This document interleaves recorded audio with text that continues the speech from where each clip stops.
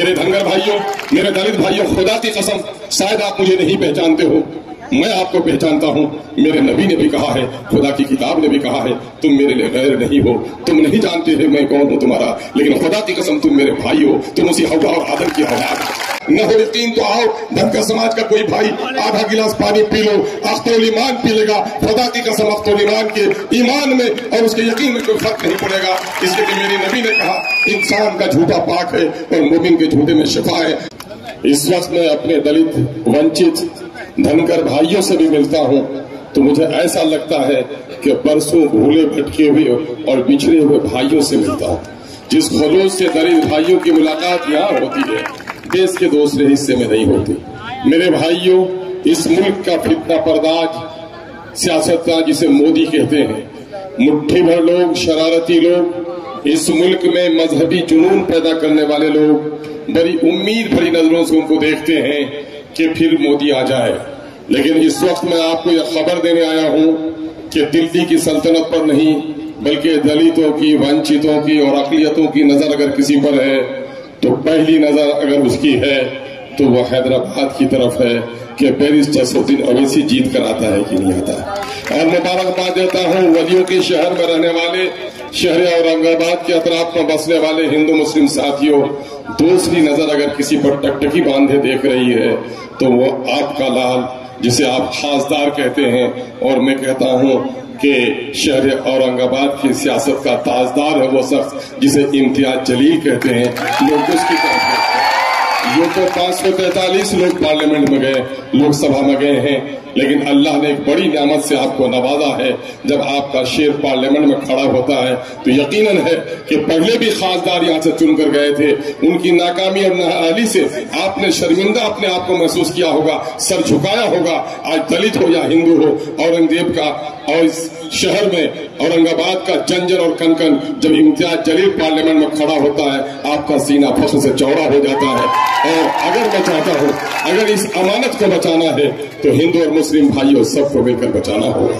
میں اپنے دلت ونچت اور بھائیوں سے، اپنے دلت ونچت دھنگر بھائیوں سے کہنا چاہتا ہوں، میرے دھنگر بھائیوں، مسلمان جب قسمیں کھا کر بولتا ہے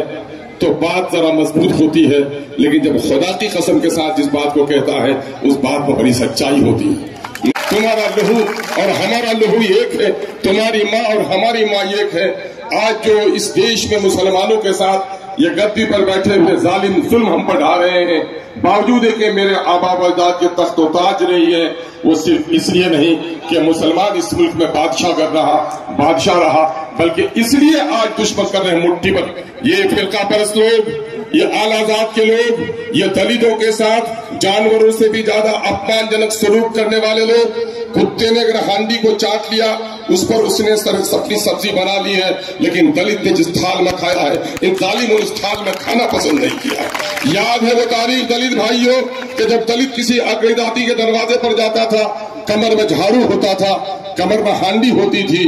اور گلے میں گھنٹا ہوتا تھا کہ گھنٹی بجے تو اگلی جاتی کے لوگ اس کو نہ دیکھیں ورنہ منحوس ہو جائے گا ان کا ارادہ۔ اگلی جاتی کے دروازے پر سور کتا جا سکتا تھا، پیر کے نشان ہو سکتے تھے، لیکن دلت جب واپس آئے تو اپنے قدموں کے نشان مٹا دے۔ کتے کو میلا کرنے کی اجازت تھی لیکن دلت کو تھوکنے کی اجازت نہیں تھی، وہ تھوکنے کی ضرورت پڑ تو اپنے ہانڈی میں تھوکے۔ قسم خدا کی دلت بھائیوں، اتہاس پڑھ لو دیش کا، اگر اس دلت کو کسی نے انسانیت کا سبق پڑھایا، اپنے گلے لگایا تو مسلم سلطانوں نے لگایا ہے، مسلم بادشاہوں نے اسے اپنے پاس میں بٹھایا ہے، مسلم علماء نے اپنی محفلوں میں بٹھایا ہے۔ ہم نے ہمیں سے آپ کو انسان سمجھا ہے، ہم نے دلتوں کو جب اوپر کرنا چاہا، سنویدھان سبھا میں اسی ملک کے اگری جاتی کے لوگوں نے کہا کہ کہاڑوں کی ضرورت نہیں ہے سنویدھان سبھا میں۔ سنویدھان سبھا میں بھی اگر کسی نے بابا بھیم راؤ امبیڈکر کو بھیجنے کا کام کیا تھا، اسی مسلمان نے کیا تھا۔ آج تم اور ہم دونوں پس رہے ہو، الگیانی لوگوں نے سماج کو تباہ برباد کر دیا ہے۔ ہمارے ہاں ایک قول مشہور ہے، نیم حکیم خطرے جان، نیم ملا خطرے ایمان، اور نیم دھرم کا گیانی ہندوستان کی گدی پر بیٹھا ہوا یہ مودی پورے ہندوستان کا دشمن بن کر آج کھڑا ہے۔ یہ دھارمک انماد پھیلا کر، دھارمک انماد میں اپنی روٹی سیک کر دلتوں کی روٹیاں چھین رہا، مسلمانوں کے حقوق چھین رہا،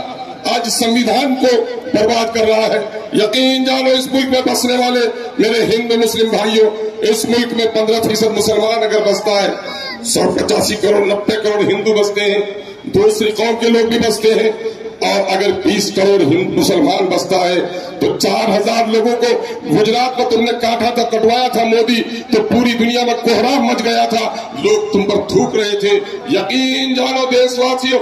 इस मुल्क से न हिंदू खत्म हो सकता है न मुसलमान खत्म हो सकता है। हिंदू और मुसलमानों में मोहब्बत कमी पड़ जाए तो अंग्रेजों ने हमें गुलाम बना लिया था। आज अंग्रेजों की तरह ये देसी अंग्रेज हिंदू और मुसलमानों को तोड़कर टीका टोपी की बात कर, मंदिर और मस्जिद की बात कर हमें और आपको तोड़ रहा है। मैं संदेश देना चाहता हूँ देश के उन हिंदू नौजवानों को जिसने मोदी के मजहबी जुनून में ही सब कुछ अपना देख लिया है, आओ होश करो। उबलते हुए पानी में अपनी तस्वीर नजर नहीं आती है, कितनी नौकरियां तुम्हारी छीनी है, तुम्हारे भविष्य के साथ कितना खिलवाड़ किया है, उसको गद्दी पर मंदिर और मस्जिद का खेल करने के लिए नहीं, इस मुल्क के बेरोजगारों को रोजगार देने के लिए, बीमारों को दवा देने के लिए, बच्चों की तालीम के लिए बैठाया गया था, देश की सरहदों की पहरेदारी के लिए बैठाया गया था। 56 इंच का सीना चाइना के सामने में सिकुड़ कर 36 इंच का हो जाता है। इसने लफाजी की है, देश के लोगों के साथ धोखा दिया है। यकीन रखो, न हिंदू खत्म होने वाला है न मुसलमान इस देश से कभी खत्म होने वाला है, लेकिन हिंदू और मुसलमानों के दरमियान में जो अदावत फैलाई जा रही है, जो दुश्मनी फैलाई जा रही है, मजहबी जुनून से जिस तरह से लोगों को अलग किया जा रहा है, तो नुकसान हिंदुस्तान का होगा।